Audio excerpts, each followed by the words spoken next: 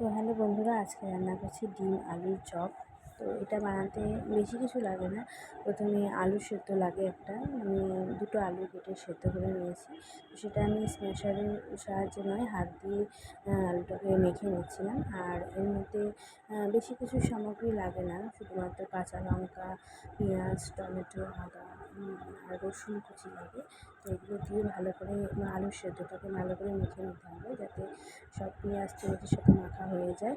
আর এর মধ্যে ডিম লাগে, তো দুটো ডিম আমি দিয়ে দিয়েছি ভালো করে মেখে। বেশি ডিম দিলে লিকুইড বেশি পাতলা হয়ে গেলে এটা ভাজা যায় না, তো এটা আমি ভালো করে মেখে নিয়েছি। তো মেখে নেওয়ার পর এটা আমি ভেজে নিচ্ছি। তো এটা খেতে খুবই টেস্টি লাগে।